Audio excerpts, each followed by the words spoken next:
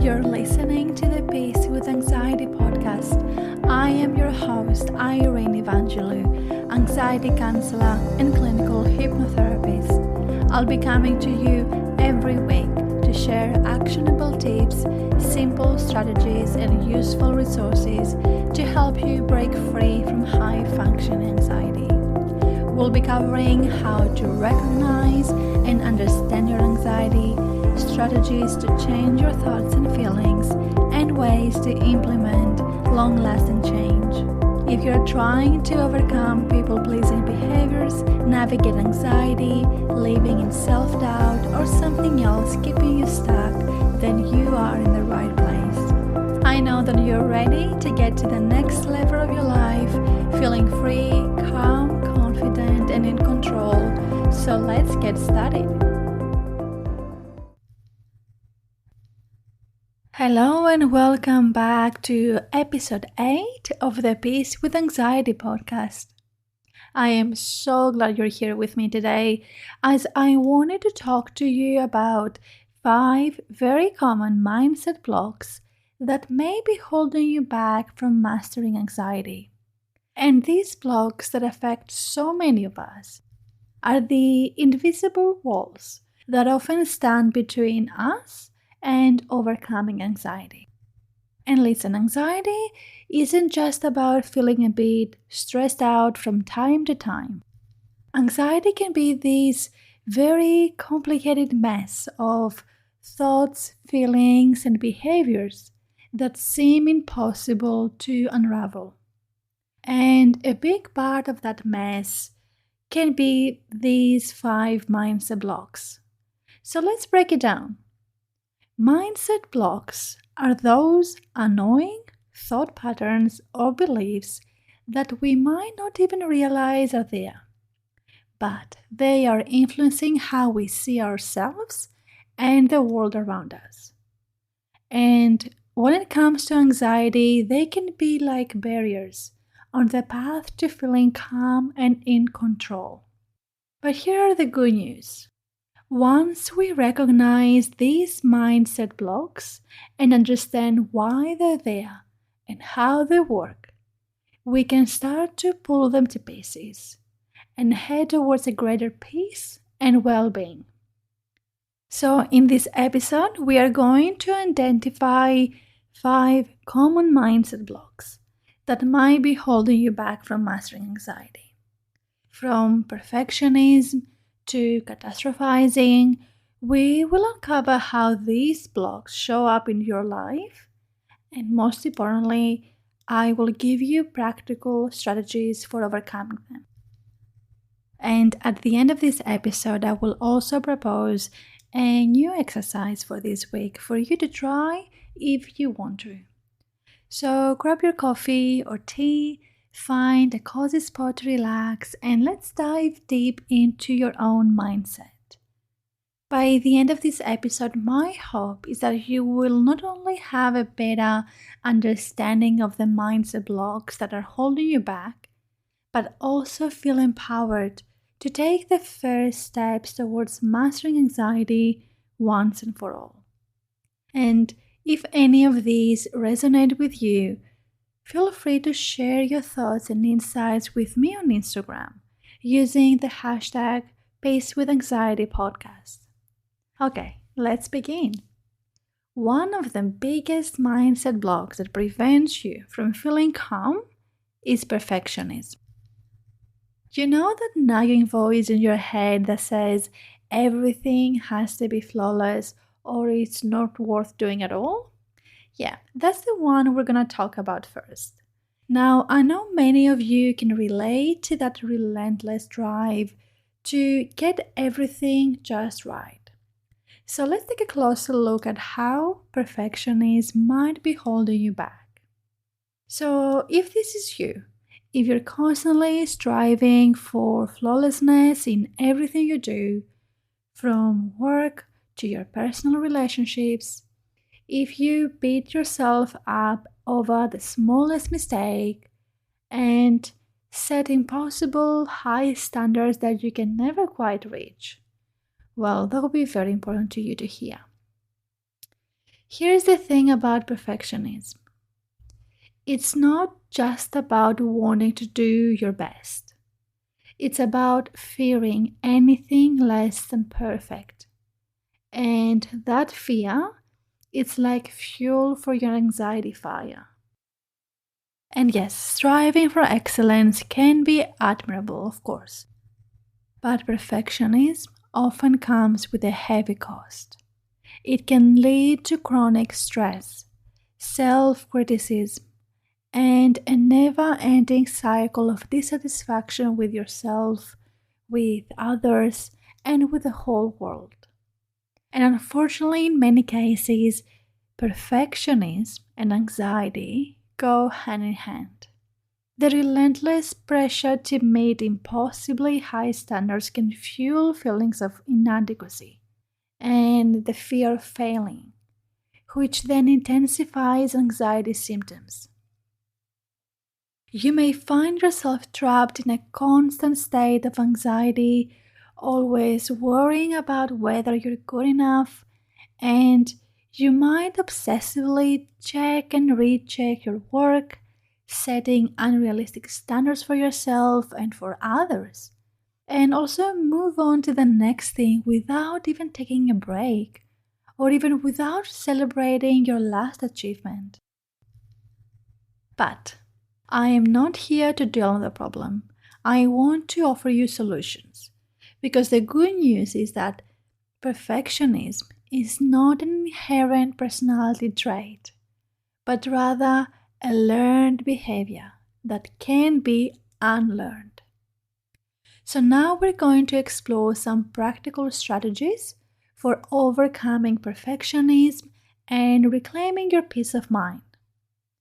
So first, instead of aiming for the absolute perfection, start by setting smaller, achievable goals that allow for mistakes and setbacks. Second, treat yourself with kindness and understanding, recognizing that nobody is perfect. You're only human.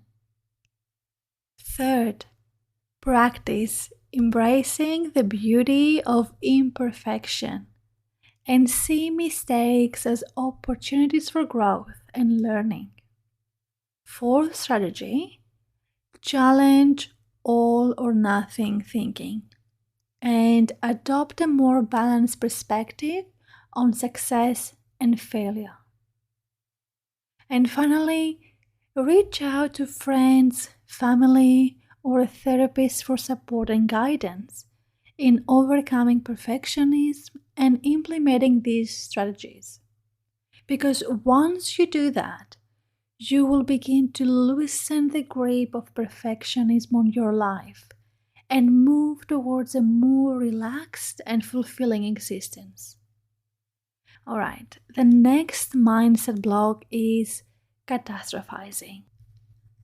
You know, when your mind goes into overdrive and starts making up worst case scenarios left and right? Yes, that's what I'm talking about now.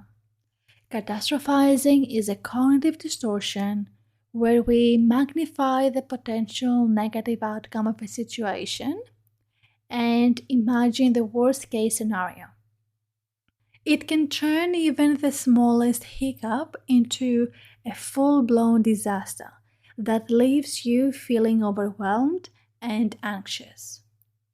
When we engage in catastrophizing, we unintentionally fuel our anxiety by feeding into irrational fears and exaggerating the perceived threats around us. And it is paralyzing us with fear, making it difficult to cope with even the smallest challenges. So, if you often jump to conclusions, assume the worst will happen without considering more realistic alternatives, I want you to take notes of the following strategies. First, I want you to do a reality check. So challenge these thoughts by asking yourself if there are any evidence to support them or if you're jumping to conclusions. Second, Pay attention to the situations or events that trigger these thoughts and start working on addressing them proactively. Third, practice mindfulness and grounding exercises to bring yourself back to the present moment and reduce anxiety. Fourthly, challenge these thoughts by reframing them in a more positive or realistic light, focusing on potential solutions rather than dwelling on the problems. And the final strategy is to build resilience by gradually exposing yourself to fear situations and developing coping strategies to manage anxiety. And the final strategy is to build your resilience gradually by exposing yourself to fear situations and developing coping strategies to manage anxiety. All right, are you ready to break free from another mindset trap? We will now talk about the all or nothing thinking. You know, when everything has to be the perfect or a total disaster? That's all or nothing thinking in action. And this is another mindset block that can make you view situations in extreme, polarized terms. So instead of seeing shades of gray, you may tend to categorize things as either perfect or a complete catastrophe, with no middle ground in between. And let me tell you, that kind of thinking can be exhausting. It sets impossibly high standards for yourself and leaves no room for error or imperfection. And if you perceive anything less than perfect, you set yourself up for constant disappointment and self-criticism. All or nothing thinking often involves using words like always, never, every, nothing, whether it is in our thoughts or everyday language. So, here are some practical strategies for overcoming all or nothing thinking and embracing a more flexible and balanced mindset.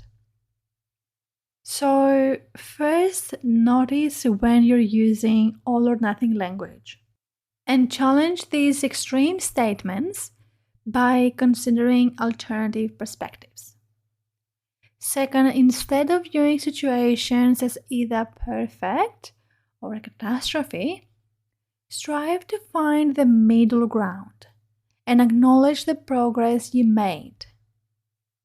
Third, treat yourself with kindness and understanding, recognizing that perfection is not possible and mistakes are a natural part of the learning process.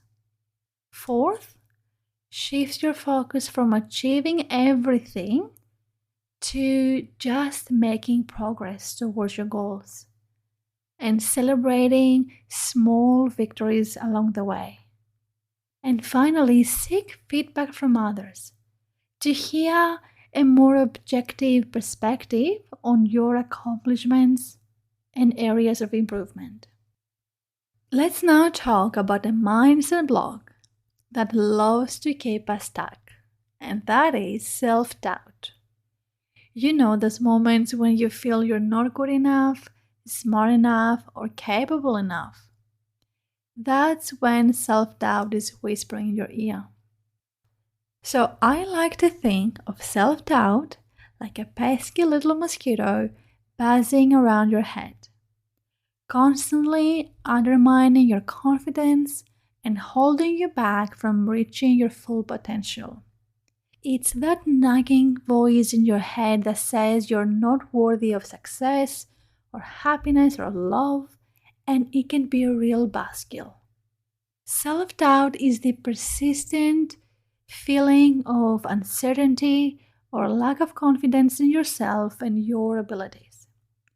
It's the inner critic, constantly questioning your worth and competence and undermining your self esteem and fueling your anxiety. And it can be paralyzing. It can prevent you from taking risks, pursuing your goals, and embracing new opportunities. It can diminish your self confidence and leave you feeling stuck in a cycle of indecision and insecurity. It's the negative self talk, the self criticism, and the tendency to compare yourself to others. But here's the thing, self doubt is just the story we tell ourselves. And like any story, it can be rewritten. So here's what you can do. Begin by paying attention to the situation or events that trigger that self doubt. And then challenge the negative self talk by replacing self doubting thoughts with more balanced and empowering affirmations or simply facts. Third, it is absolutely essential to celebrate your accomplishments and strengths, no matter how small you think they are.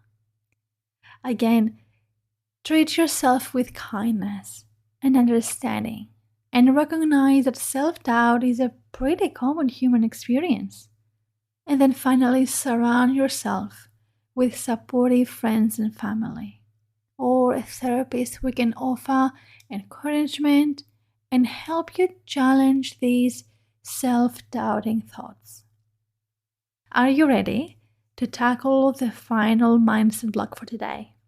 And that is none other than avoidance.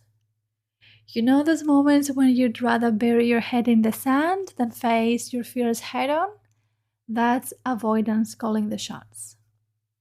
Avoidance is like a cozy little comfort zone that feels oh so safe, but keeps us stuck in a cycle of fear and avoidance. It's when we'd rather run away from our problems than confront them. Now, I'm not going to say that avoidance is all bad.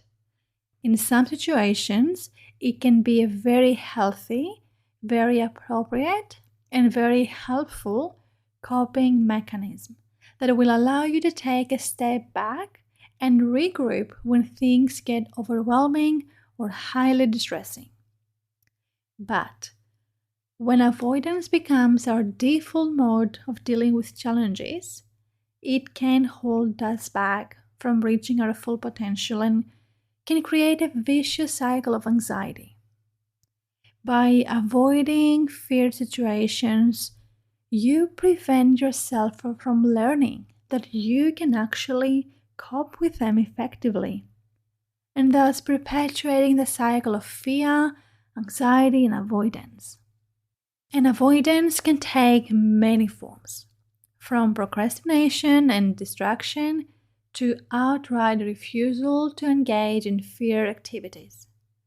So take a moment to recognize any patterns of avoidance in your life, and then identify the situations or activities that you tend to avoid and acknowledge the impact they have on your anxiety. Second, break down feared activities into smaller, manageable steps and gradually expose yourself to them. With the help of a therapist, systematically expose yourself to these fear situations or stimuli in a controlled and gradual manner, building up your tolerance to anxiety over time. Also, incorporate relaxation techniques such as deep breathing, mindfulness, or progressive muscle relaxation to manage anxiety symptoms during exposure. And finally, reward yourself. Your successes and milestones along the way are very important to be recognized and celebrated, and start to build your confidence. Alright, before we wrap up today, as promised, I've got a little homework for you again this week.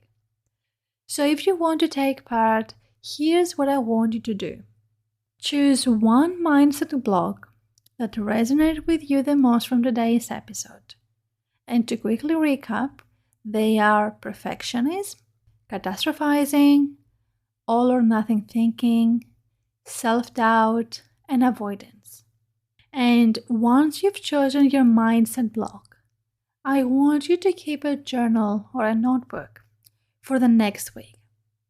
And whenever you notice that mindset block showing up in your thoughts or behaviors, I want you to write it down in your journal. And be as specific as possible and try to identify any triggers that might be fueling that mindset block. Now here's the fun part. Every day I also want you to pick one practical strategy that we talked about today for overcoming that mindset block. Whether it is challenging negative thoughts, practicing compassion, or facing your fears head on, I want you to give it a try and just see how it feels. At the end of the week, take some time to reflect on that experience. Write down what you learned about yourself and your mindset patterns. Take note of the strategies that were most helpful in overcoming your mindset block. And most importantly, write down how you can continue to apply these lessons moving forward. Because change will not happen overnight. So be patient with yourself and be proud of yourself for being willing to face these blocks. And as always, feel free to reach out if you have any questions or need some extra support along the way. Until next time, take care and be kind to yourself. Thank you for listening to the Peace with Anxiety podcast. If you found any value in today, I would really appreciate if you would leave me a review and share this episode on your Instagram story, tagging me at Irene, the Anxiety Therapist. Also, make sure you subscribe to this podcast so you don't miss an episode. All the links are found below in the show notes. Thank you for listening, and I look forward to seeing you in the next episode.